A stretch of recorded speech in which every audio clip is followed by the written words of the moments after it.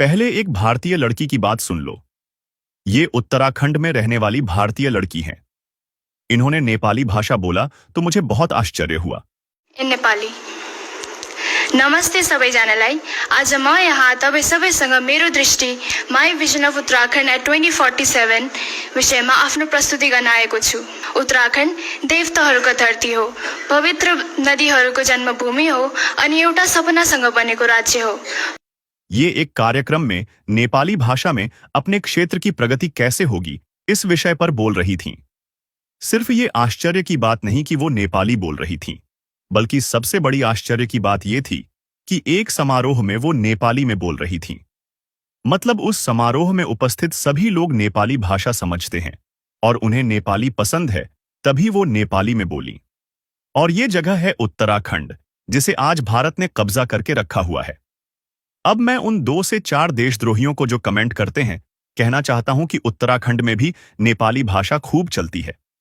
जो लोग कहते हैं कि उत्तराखंड में नेपाली नहीं चलती, उन्हें आज सबूत मिल गया। मेरे पास प्रमाण है कि कभी उत्तराखंड नेपाल का हिस्सा था।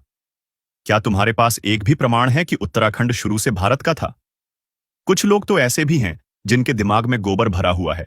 वो कहते हैं कि उत्तराखंड के लोग नेपाली पसंद नहीं करते।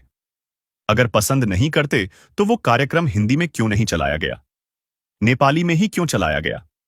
आज तुम्हारे पास जवाब है।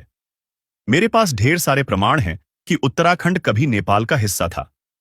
तुम्हारे पास एक भी प्रमाण है कि वो हमेशा से भारत की भूमि थी? सच से मुंह मोड़कर हम कुछ नहीं पा सकते।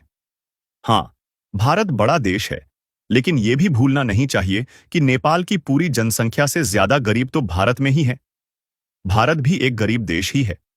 यहां भी लाखों लोग गरीबी रेखा से नीचे जी रहे हैं। सिर्फ नेपाल ही गरीब नहीं है।